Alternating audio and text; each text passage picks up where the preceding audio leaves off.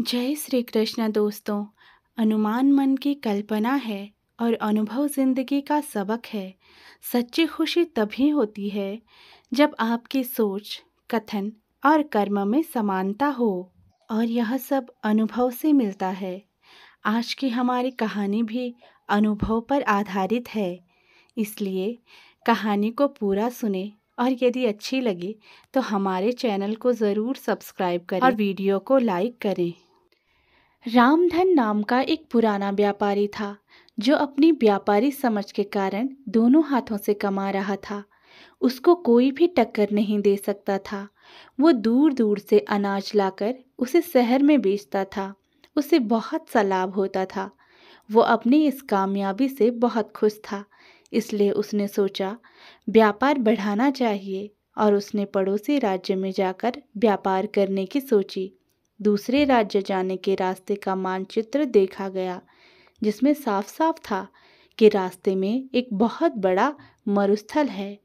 खबरों के अनुसार उस मरुस्थल पर कई लुटेरे भी थे, लेकिन बूढ़ा व्यापारी कई सपने देख चुका था। उस पर दूसरे राज्य में धन कमाने की इच्छा प्रबल थी।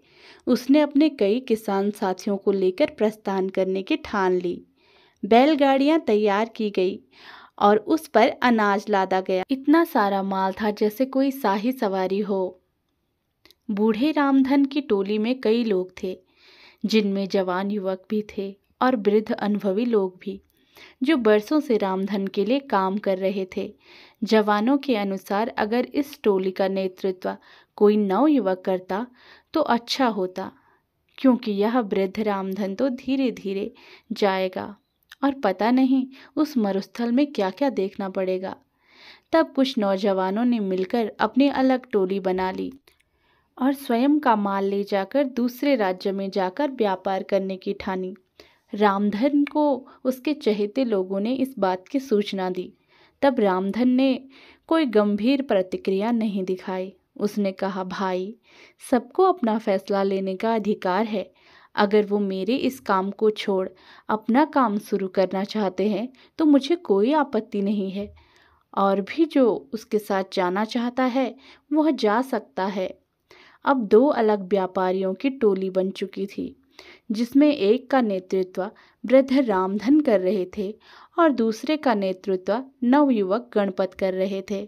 दोनों की टोली में वृद्ध एवं नौजवान दोनों सवार थे। सफर शुरू हुआ। रामधन और गणपत अपनी टोली लेकर चल पड़े।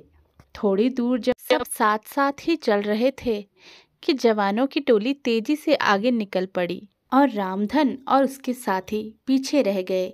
रामधन की टोली के नौजवान इस धीमी गति से बिल्कुल खुश नहीं थे और बार बार रामधन को कोस रहे थे, कहते कि वो नौजवानों की टोली तो कब के नगर की सीमा लांघ चुकी होगी और कुछ ही दिनों में मरुस्थल भी पार कर लेगी और हम सभी इस बूढ़े के कारण भूखे मर जाएंगे। धीरे धीरे रामधन की टोली नगर की सीमा पार करके मरुस्थल के समीप पहुंच जाती है।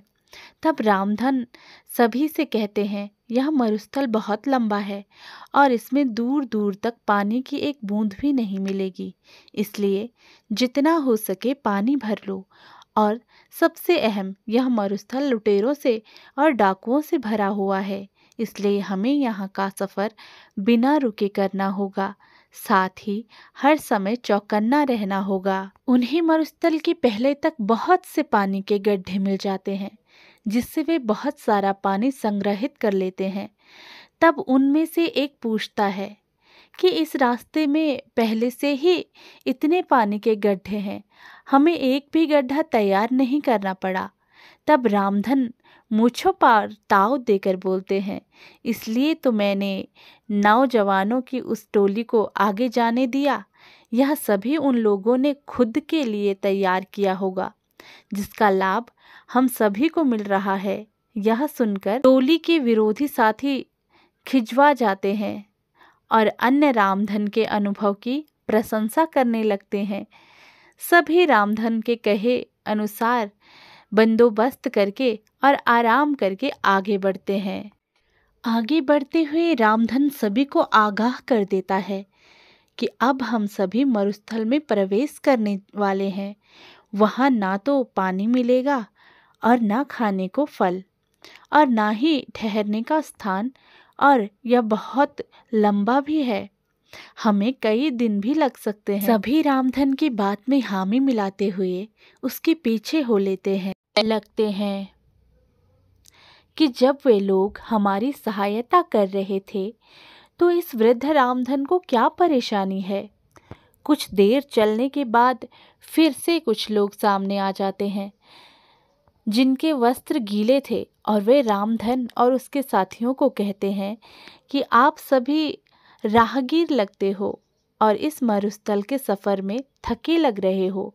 अगर आप चाहो तो हम आपको पास के जंगल में ले चलते हैं। वहाँ बहुत पानी और खाने को फल है। साथ ही वहाँ पर तेज बारिश भी हो रही है। उसी में हम सभी भीग गए थे। अब वे सभी मरुस्थल में प्रवेश कर चुके थे, जहाँ बहुत ज़्यादा गर्मी थी, जैसे अलाव लिए चल रहे हों। आगे चलते चलते उन्हें सामने से कुछ लोग आते दिखाई देते हैं। वे सभी रामधन को प्रणाम करते हैं और हालचाल पूछते हैं। उनमें से एक कहता है, आप सभी व्यापारी लगते हो, काफ़ी दूर से चले आ रहे हो।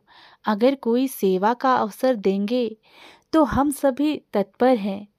उसकी बातें सुन रामधन हाथ जोड़कर कह देता है कि भाई, हम सभी भले चंगे हैं, तुम्हारा धन्यवाद जो तुम सभी ने इतना सोचा। और वे सभी साथियों को लेकर आगे बढ़ जाते हैं। आगे बढ़ते ही टोली के कुछ नवयुवक फिर से रामधन को कोसने, अगर आप सभी चाहें तो अपना सारा पानी फेंककर जंगल से नया पानी भर लें और पेट भर खाकर आराम कर लें। लेकिन रामधन साफ ना बोलकर अपने साथियों से जल्दी चलने को कह देते हैं। अब टोली के कई नौजवानों को रामधन पर बहुत गुस्सा आता है और वे उसके समीप जाकर अपना सारा गुस्सा निकाल देते हैं और पूछते हैं कि क्यों वे उन भले लोगों की बात नहीं सुन रहे और क्यों हम सभी पर जुल्म कर रहे हैं। तब रामधन मुस्कुराते हुए कहते हैं कि वे सभी लुटेरे हैं और हमसे अपना पानी फिकवाकर हमें निसहाय करके लूट लेना चाहते हैं और हमें यहीं मरने के लिए छोड़ देना चाहते हैं। तब वे नवयुवक गुस्से से दांत पीसते हुए कहते हैं कि सेठ जी, तुम्हें ऐसा क्यों लगता है। तब रामधन कहते हैं कि तुम खुद देखो, इस मरुस्थल में कितनी गर्मी है। क्या यहाँ आसपास कोई जंगल हो सकता है। यहाँ की भूमि इतनी सूखी है कि दूर दूर तक बारिश ना होने का संकेत देती है। यहाँ एक परिंदे का घोंसला तक नहीं, तो फल फूल कैसे हो सकते हैं। और ज़रा निगाह उठाकर देखो, दूर दूर तक कोई बारिश के बादल नहीं है, ना ही हवा में बारिश की ठंडक है, ना ही गीली मिट्टी की खुशबू।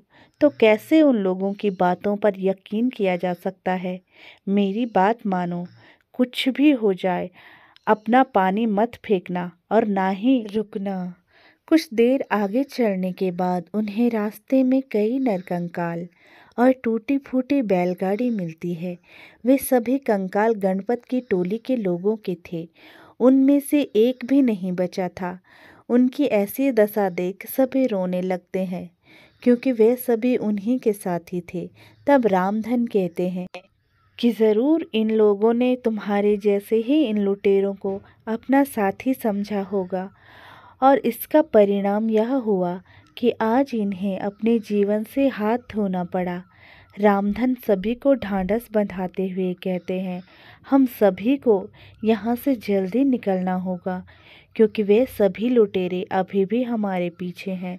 प्रार्थना करो कि हम सभी सही सलामत यहाँ से निकल जाएं। तो दोस्तों, यह कहानी हमें बताती है कि जीवन में अनुभव होना बहुत आवश्यक है और जीवन का अनुभव हमेशा काम आता है। अनुभव उम्र बीतने और जीवन जीने के बाद ही मिलता है।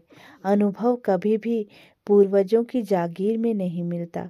जैसे इस कहानी में नौजवानों में जोश तो बहुत था, लेकिन अनुभव की कंघी नहीं थी, जो कि रामधन के पास थी, जिसका उसने सही समय पर इस्तेमाल किया और विपत्ति से सभी को निकाल कर ले गया।